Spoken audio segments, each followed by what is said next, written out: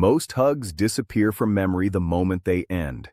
Not because they lack warmth, but because they're done without awareness. They happen automatically, thoughtlessly. And that's why they leave no impact. In the next few moments, you'll understand how a tiny shift in pace, silence, and one precise point of contact can transform a simple hug into something grounded, intimate, and impossible to ignore. This is never about forcing connection. It's about recognizing when a hug is clearly welcome, and then allowing presence to do the work. When done correctly, the energy changes instantly. Let's address something that is rarely spoken out loud. A properly delivered hug can awaken a deeper physical and emotional response than most kisses ever will. Not through intensity, not through pressure, but through intention. Many women have experienced a moment that quietly unsettled them. A brief embrace with someone else. A man who held them just slightly differently. Nothing inappropriate, nothing overt. Yet afterward, their thoughts kept circling back. They questioned feelings they thought were settled, not because of what he said, but because of how he was present. That moment wasn't accidental. The average hug feels like a formality. It's comparable to a handshake. Polite, structured, forgettable. It communicates familiarity and friendliness. And that's exactly why it shuts attraction down. It places the interaction firmly in safe, neutral territory. But a man who understands how touch affects the nervous system doesn't simply embrace someone. He leaves behind a neurological after-effect, something the mind can't immediately explain, yet the body clearly remembers. What we're exploring here is not romance in the traditional sense, it's perception, and perception is shaped long before words enter the equation. By the end of this breakdown, you'll understand a subtle shift in posture and one critical contact point that can dramatically change how someone experiences your presence. Not through effort, but through alignment. Let's move forward. A forgettable hug fails because it follows a social program. It's built on politeness, on reassurance, on closure, the brief squeeze, the casual pat, the fast release. These gestures tell the nervous system, this interaction is safe, predictable, and complete. There is no invitation for emotional depth, no space for the body to soften, no reason for attention to drop inward. Instead, awareness stays alert and outward. The hug that creates a lasting impression does the opposite. Its purpose is to disrupt the script, gently, calmly, without force. It communicates steadiness, confidence, presence that doesn't need to announce itself.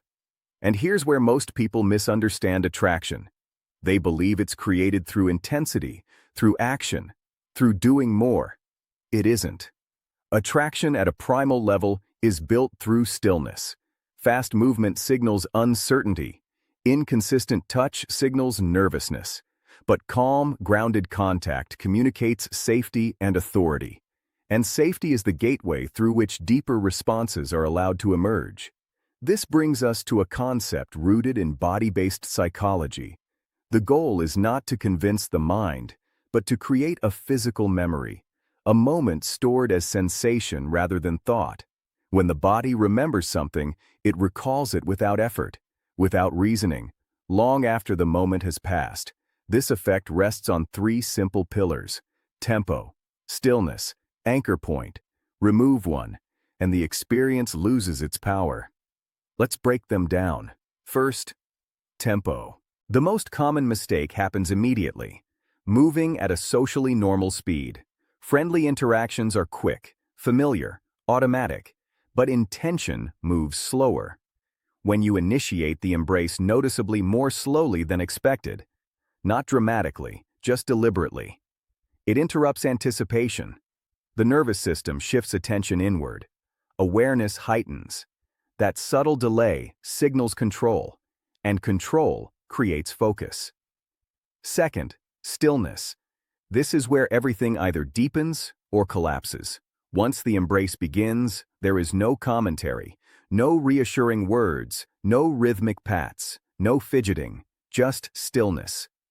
This absence of social feedback forces the brain to disengage from analysis and enter sensation.